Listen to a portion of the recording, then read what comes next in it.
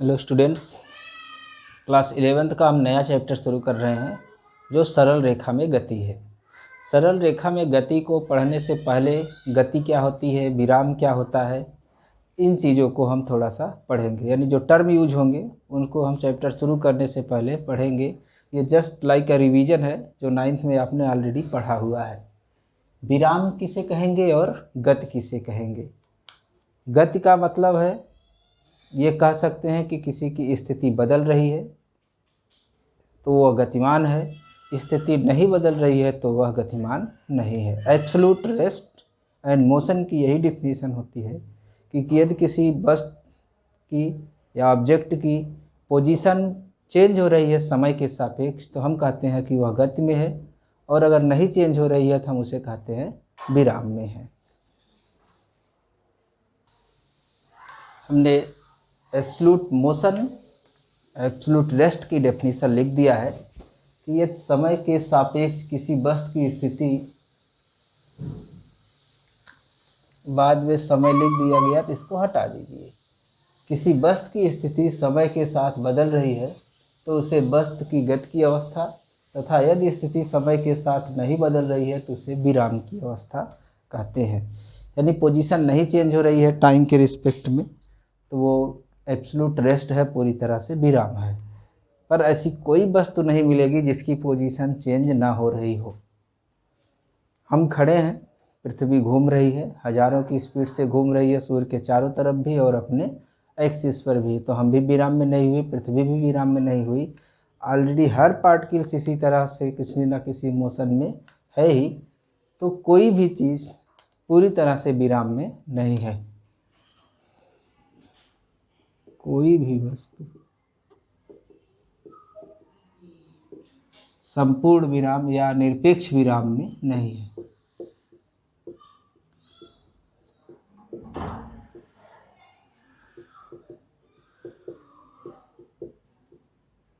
नहीं होती तो हमको रुकी हुई दिखती क्यों है। जैसे एक बस है,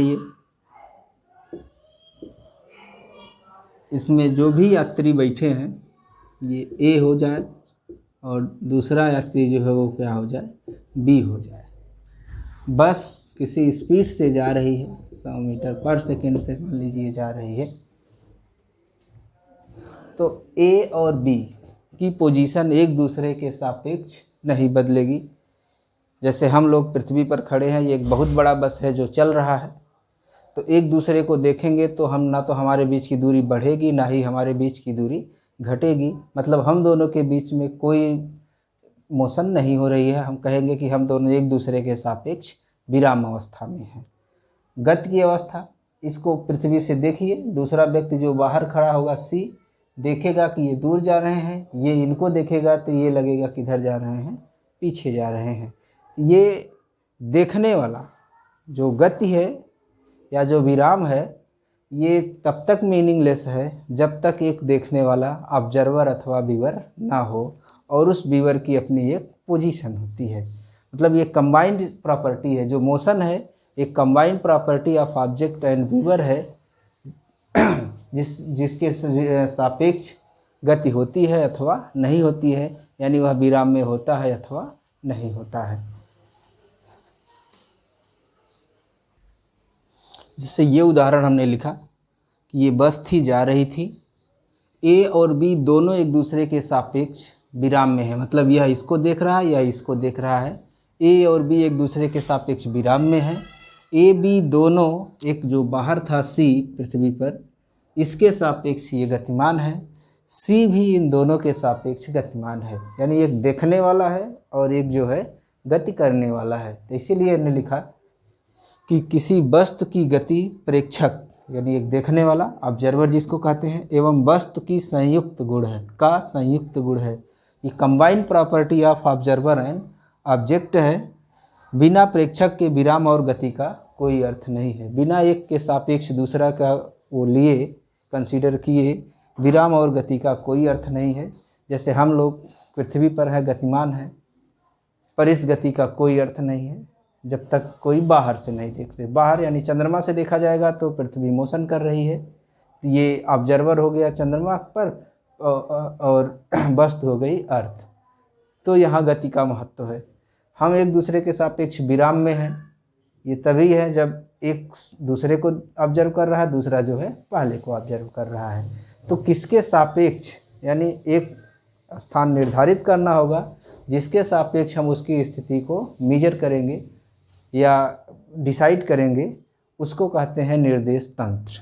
अब हम डिफाइन करेंगे निर्देश तंत्र अथवा फ्रेम ऑफ रेफरेंस। निर्देश तंत्र एक ऐसा सिस्टम या ऐसा तंत्र जिसके द्वारा या जिसकी सहायता से किसी भी वस्तु की स्थिति किसी भी क्षण निर्धारित करते हैं, उसको कहते हैं फ्रेम ऑफ रेफरेंस। लिख दिया हमने, ऐसा तंत्र जिसके सापेक्ष किसी वस्तु की किसी भी समय पर स्थिति निर्धारित किया जाता है, उसे निर्देश तंत्र कहते हैं। A system with respect to which position of any object can be decide at any time is known as frame of reference. Example है जो हम लोग देखते हैं, कार्टेशियन फ्रेम ऑफ रेफरेंस है। बहुत सारे फ्रेम ऑफ रेफरेंस होते हैं, पोलर होते हैं, सिलेंड्रिकल होता है। एक्स वाई जेड 3 परस्पर लंबवत निर्देशांक अक्ष तथा एक घड़ी।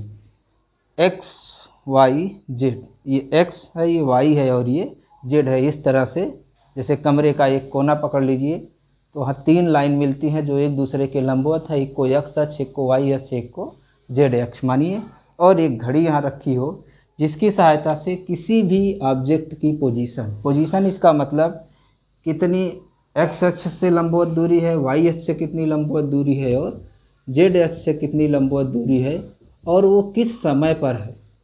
अलग अलग समय पर पोजीशन इसकी अलग अलग होंगी। तो मतलब ये इस फ्रेम के साथ इसके सापेक्ष ये गतिमान है। अगर इसकी पोजीशन नहीं बदलती है इसके सापेक्ष, मतलब इसकी पोजीशन ये विराम की अवस्था में है। फ्रेम ऑफ रेफरेंस सुनने में कठिन लगता है, होता बहुत सरल है। आपको कोई लोकेशन बतानी हो, जैसे सीधे सीधे बताना है कि वाराणसी जाना है, तो कैसे जाएंगे, तो आप बनारस की स्थिति कैसे बताएंगे। कोई बताएगा जौनपुर बस अड्डे से जाइए, अगर जौनपुर में है। इलाहाबाद में है तो वो इलाहाबाद से बताएगा, सुल्तानपुर में है तो वो सुल्तानपुर से बताएगा।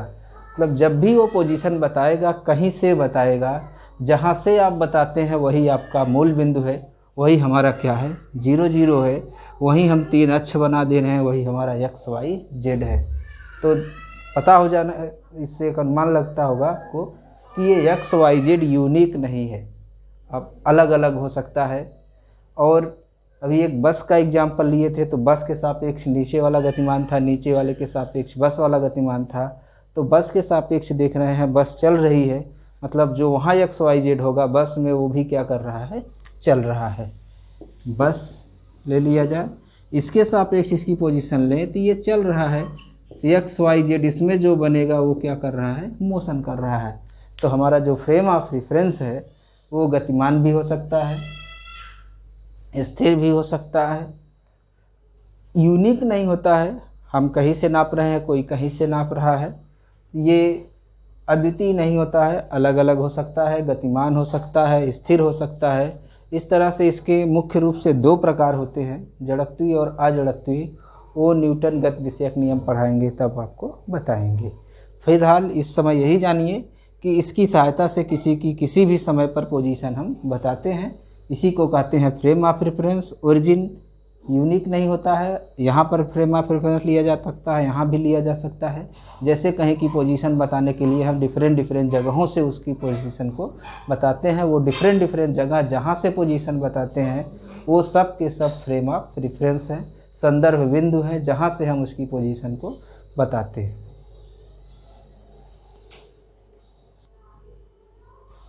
दूरी तथा विस्थापन कुछ लोगों को पता होगा, जस्ट फॉर रिवीजन हम लोग पढ़ रहे हैं। मान लीजिए यहाँ से कोई बस चलती है, एस चलते चलते ऐसे जाती है, बी पहुँचती है, सी पहुँचती है, इसी तरह से ये घूम टहल के यहाँ पर पहुँचती है, जो पॉइंट मान लीजिए क्या है, डी है। तो यहाँ से फाइनली यहाँ पहुँचा, तो ये हो गया, ये हमारा विस्थापन है। ये यहाँ से इस दिशा में है, यानी एक सदिश राशि है। और जो ये लंबाई हुई यहाँ से जो ऐसे घूमते घूमते जा रहे हैं, यही हमारी क्या है, दूरी है। पूरे रास्ते की लंबाई दूरी होती है।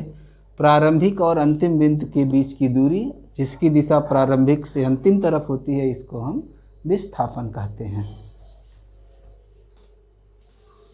तो हमने जो समझाया उसी को लिख दिया है, थोड़ा सा समय बचता है। यात्रा के दौरान पूरे रास्ते की लंबाई को दूरी कहते हैं। यह अदिश राशि है, यानी इसको बताने के लिए किसी भी दिशा की ज़रूरत नहीं पड़ती है। ऐसे ऐसे गए, किस दिशा में कब गए इस कोई मतलब नहीं है, टोटल जोड़ दीजिए, ये दूरी हो गई ऐसे ऐसे जाते जोड़ते वक्त। प्रारंभिक और अंतिम बिंदु के बीच की दूरी विस्थापन है। यह सदिश राशि है जिसकी दिशा पहले से दूसरे की तरफ है, यहाँ पर एरो लगाई गई है। एग्जाम्पल दूसरा लेते हैं, सर्किल का। मान लीजिए यहाँ से शुरू करता है ये चलना, तो अभी यहाँ पर है, कुछ समय बाद यहाँ पहुँचेगा, ये विस्थापन क्या हो गया, ये हो गया। जब यहाँ पहुँचा, दूरी यहाँ से यहाँ तक हो गई, जो भी इसकी परिधि होगा उसका ये चौथाई है।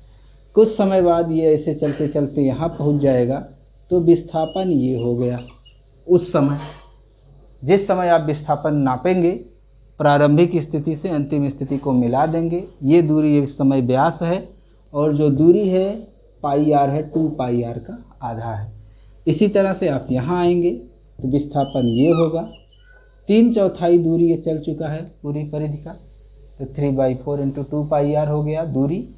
विस्थापन ये दूरी निकाल लीजिए, उनको ये पता है तो ये निकाल सकते हैं। ऐसे ये यहाँ पर पहुँच जाएगा ए पर, तो फिर वहीं पहुँच गया जहाँ से शुरू किया था, यानी विस्थापन हमारा 0 हो गया। अंतिम बिंदु प्रारंभिक बिंदु संपाती हो गए, लेकिन दूरी चूँकि एक चक्कर ये लगा चुका है, तो वो परिधि के बराबर हो जाएगी 2 पाई आर। यानी विस्थापन 0 हो सकता है पर दूरी 0 नहीं होगी। और जो भी हमने एग्जाम्पल लिया है, इसमें ये ऐसे ऐसे टीढ़े रास्ते पे चल रहा है, सीधे रास्ते पे नहीं चल रहा है, सरल रेखा में नहीं चल रहा है। सरल रेखा में चलेगा तो सरल रेखी गति होगी, उसको हम लोग सरल रेखी गति में पढ़ेंगे। पर इतना अंदाज़ा लग गया होगा कि अगर हम सरल रेखा में ही जाएंगे तो ऐसे चले गए तो दूरी और विस्थापन दोनों क्या हो गए, बराबर हो गए। यानी सरल रेखी गति में दूरी और विस्थापन बराबर हो सकते हैं। बाकी किसी भी गति में सरल रेखी जो ना हो, नॉन लीनियर हो, टेढ़े मेढ़े चलने वाला हो, उसमें दूरी हमेशा ज़्यादा होगी विस्थापन से, यानी विस्थापन की वैल्यू वहाँ पर कम होगी। सदिश राशि है, यहाँ पर देखेंगे हर पॉइंट पर जा रहे हैं, विस्थापन ऐसे लगातार क्या हो रहा है, बदल रहा है, परिवर्ती विस्थापन है।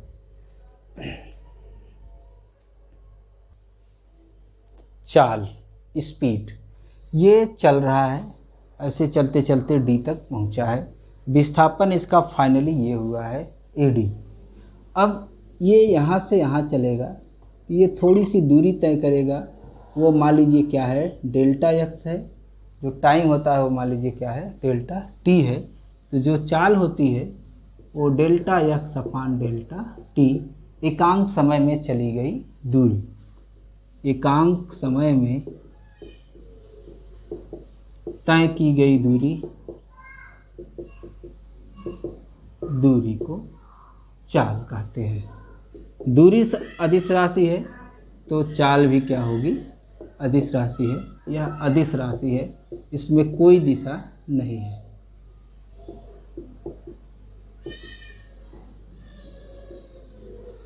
एक सेकंड में 5 मीटर चलता है, दूसरे सेकंड में हो सकता है 10 मीटर चले, तीसरे सेकंड में हो सकता है 20 मीटर चले।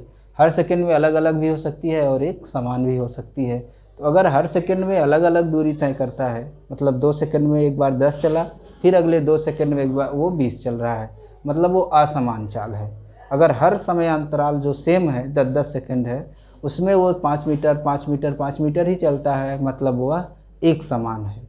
असमान चाल और एक समान चाल, जो हमने अभी बताया उसी को लिख दिया है कि अगर समान समयांतराल में तय दूरियां असमान है। समान समयांतराल का मतलब आप 5 सेकंड 2 सेकंड जो भी लेते हैं, मान लीजिए 2 सेकंड लेते हैं, एक बार 5 मीटर चलता है, फिर अगले 2 सेकंड में 6 मीटर चलता है, अगले 2 सेकंड में 5 चलता है, अगले 2 सेकंड में 4 चलता है। मतलब टाइम इंटरवल आपका सेम है, लेकिन चली गई दूरियां क्या है, अलग अलग है। 1 सेकंड में इतना चला, अगले सेकंड में इतना चला, फिर अगले सेकंड में इतना चला। ये जो दूरियां हर टाइम इंटरवल में, सेम टाइम इंटरवल में अलग अलग तय कर रहा है, तो ये नॉन यूनिफॉर्म स्पीड होती है। पर वही दूरियां अगर एक समान हो जाए, 2 सेकंड में 5 मीटर चलता है तो अगले 2 सेकंड में भी 5 मीटर, यानी 4 में 10 हो गया, फिर अगले 2 में फिर 5 चलेगा, यानी समान समय अंतराल में समान दूरियां वो तय कर रहा है, तो हम कहेंगे कि वह एक समान चाल से गतिमान है।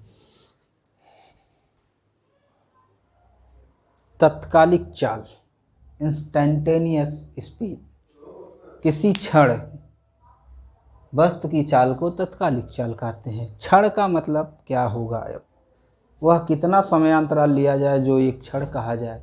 1 सेकेंड बहुत बड़ा हो जाता है, आधा सेकेंड भी बहुत छोटा नहीं होता है। किसी क्षण, एक क्षण कितने को कहा जाए, लिटिल बिट ऑफ टाइम जिसको कहते हैं। यहाँ से यहाँ तक का टाइम हमने डेल्टा टी लिया है, तो यहाँ से यहाँ तक का वो एक तरह से चाल है। अब P पर किस चाल से चल रहा है, Q पर किस चाल से है, हर पॉइंट पर उसकी चाल क्या है, इसी को हम कहते हैं तत्कालिक चाल।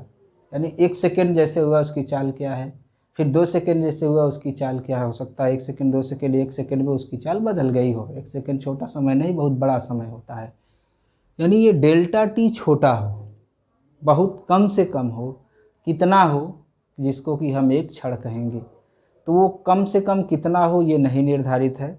हाँ, जितना छोटा हो सकता है, कर सकते हैं, उतना छोटा कर दीजिए। यानी डेल्टा टी 0 के पास है लेकिन 0 नहीं है। ये जो वेलोसिटी होती है, इंस्टेंटेनियस वेलोसिटी जो होती है, instantaneous delta x upon delta t ही होती है। बस ये जो डेल्टा टी है ये क्या होना चाहिए, 0 के एकदम पास होना चाहिए। D y by d x हमने आपको पढ़ाया था कि वो delta y by delta x ही हमारा क्या है, d y by d x है, तब जब डेल्टा एक्स हमारा क्या हो, 0 के पास हो। टाइम इंटरवल जब बहुत छोटा हो, यहाँ पर दूरी बहुत छोटी हो, तो ये d y by d x होती है। तो ये हमारा डी एक्स अपान क्या हो जाएगा, डी टी हो जाएगा। यानी हमको एक्स अगर पता है किस तरह से है, तो हम उसका टाइम के सापेक्ष अवकलन करके निकाल सकते हैं कि इंस्टेंटेनियस वेलोसिटी उसकी, किसी क्षण उसकी वेलोसिटी क्या होगी। ये इसका उपयोग हम लोग करेंगे जब ग्राफ के द्वारा पढ़ेंगे। तो जो चीज़ें हमने चाल के लिए पढ़ाया है वही वेग के लिए भी है। एक समान वेग क्या है, वेग क्या है, विस्थापन बटे समय अंतराल। यहाँ से यहाँ जाएंगे तो ये विस्थापन होगा d या s। तो जो वेग होगा वो सदिश राशि होती है डेल्टा s अपान डेल्टा t। एकांक समय में हुए विस्थापन को हम चाल कहेंगे। फिर अलग अलग अगर टाइम, एक समान टाइम इंटरवल में विस्थापन एक समान होता है, मतलब विस्थापन की दिशा और विस्थापन का परिमाण दोनों एक समान होता है, तो हम कहेंगे वो एक समान वेग से जा रहा है। यानी पूरब में जा रहा है तो पूरब में ही जा रहा हो, और हर टाइम इंटरवल में समान दूरियां तय कर रहा हो। सरल रेखी गति में ही संभव है एक समान वेग।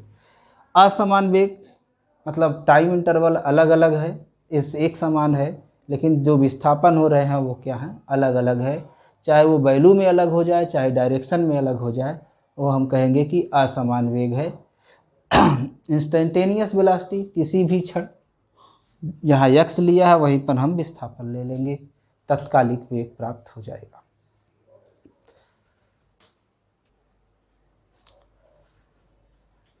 जो मोशन है वो मुख्य 3 प्रकार की है डायमेंशंस के अकॉर्डिंग। एक बीमी गति, 1 डायमेंशन मोशन, अथवा स्ट्रेट लाइन मोशन, सरल रेखा में गति। इस चैप्टर में हम इसको पढ़ेंगे, अगले में इसको पढ़ेंगे, इसको जान लेंगे, फिर इसको बाद में समझ लेंगे। मोशन इन स्ट्रेट लाइन, सरल रेखा में गति। एक मूल बिंदु आप लीजिए, आप केवल एक ही अक्ष ले सकते हैं, उसको चाहे x मानिए, चाहे y मानिए, चाहे z मानिए, एक ही अक्ष है।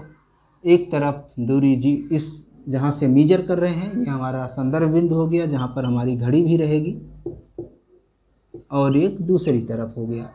इधर यहाँ से इधर जाएंगे पॉजिटिव, इधर जाएंगे निगेटिव, यानी एक लाइन पर ही चलेंगे हम, चाहे वो आगे अथवा पीछे। तो चाहे जिस डायरेक्शन में हम एक लाइन पर ही चलेंगे, एक सरल रेखा में चलते हैं, तो वन डायमेंशन मोशन कहलाती है। यानी ऐसी गति जिसमें जो स्थिति है केवल एक अक्ष पर निर्भर करती है, चाहे वो एक्स अक्ष है, चाहे वाई है, चाहे जेड है, यानी एक कोऑर्डिनेट सिर्फ उसमें इस्तेमाल होता है, उसको हम कहते हैं सरल रेखा वन डायमेंशन मोशन। एग्जाम्पल, तार पर कीड़े की गति, कोई तार है उस पर कोई कीड़ा चल रहा है उसकी गति, रेलगाड़ी की गति, अगर सरल रेखा में चल रही है बाइक तो उसकी गति, एरोप्लेन जब नीचे से चल के ऊपर हो जाता है, पैरेलल चलता है, उस समय उसकी गति। ये सारी की सारी गतियाँ किस में आ जाएंगी? वन डायमेंशन में आ जाएंगी। टू डायमेंशन मोशन अथवा समतल में गति। समतल का मतलब जैसे पन्ना है, ये समतल हो गया पूरा, जिसमें एक अक्ष एक्स ले लिया जाए, दूसरा वाई, अथवा एक को वाई ले लिया जाए, दूसरा जेड, यानी दो अक्ष इस्तेमाल होती हैं। यानी ऐसी गति जिसमें वस्तु की जो स्थिति है गति के दौरान केवल दो अक्षों पर निर्भर करती है, एक्स अक्ष अथवा वाई अक्ष, या जेड अथवा एक्स अथवा वाई अथवा जेड, यानी केवल दो अक्षों पर निर्भर करती है। यानी एक समतल में गति होती है, उसको हम कहते हैं टू विमीय गति, टू डायमेंशन मोशन, एक्स अक्ष और वाई अक्ष। ये ब्लैक बोर्ड ही हो गया, इसमें पेन ऐसे चला रहे हैं, ये एक्स अक्ष भी बदलता है और इसका वाई अक्ष भी बदलता है। जहाँ जहाँ भी जाएंगे एक्स कोऑर्डिनेट भी बदलेगा और वाई कोऑर्डिनेट, यानी ये दूरी और ये ऊंचाई दोनों बदल रही हैं, इसलिए ये कैसी गति है? टू डायमेंशनल मोशन गति है। इसको भी हम लोग अगले चैप्टर्स में पढ़ेंगे। इसमें वृत्तीय गति आएगी, सर्कुलर मोशन जो ऐसे घूमती रहे, जिसमें दो अक्ष चलेंगे, पेन इस पे चल रही है, इसके नोक की गति हो गई है। पढ़ेंगे हम लोग परवलयाकार गति, ये प्रक्षेप गति, किसी गेंद को आप फेंकते हैं किसी एंगल पर तो इस तरह से चलती है, ये भी एक समतल में होती है, जिसे हम समतली गति का एक एग्जाम्पल कहते हैं। तो वृत्तीय गति, ये गति हम दोनों पढ़ेंगे अगले चैप्टर में। इस चैप्टर में हम सरल रेखा में गति पढ़ेंगे। थ्री डायमेंशनल मोशन, त्रिविमीय गति, यानी ऐसी गति जिसमें एक्स, वाई और जेड तीनों निर्देशांक एक साथ बदल रहे हों, एक्स, वाई और जेड, यानी केवल हम इस ब्लैक बोर्ड के ही तल में नहीं है, इसके ऊपर भी है, ऐसे ऐसे जिगजैग मोशन होती है, इसको हम कहते हैं आकाश में गति, मोशन इन स्पेस, जिसमें एक्स, वाई, जेड तीनों कोऑर्डिनेट समय के साथ बदल रहे हों। एग्जाम्पल इसके आपको बहुत मिलेंगे। मच्छर की गति, पतंग उड़ाए होंगे, पतंग की गति, चिड़िया उड़ती है, चिड़िया की गति, ये सारी की सारी आती हैं थ्री डायमेंशन मोशन में। टू डायमेंशन में जो केवल एक समतल में रहती हैं, चिपकी रहती हैं, ये थ्री डायमेंशन मोशन है। जो केवल एक रेखा में, यानी इसी डायरेक्शन में आगे जाएंगे अथवा पीछे आएंगे, ये हमारी होती है वन डायमेंशन मोशन। तो इसी को हम नेक्स्ट लेक्चर से पढ़ेंगे। सरल रेखा में गति का स्थित समय ग्राफ क्या होगा, वेग समय ग्राफ क्या होगा, उसकी सहायता से हम वेग समय ग्राफ से विस्थापन कैसे निकालेंगे, स्थित समय ग्राफ से वेग कैसे निकालेंगे, औसत चाल क्या होती है, औसत वेग क्या होता है, ये हम नेक्स्ट लेक्चर्स में पढ़ेंगे।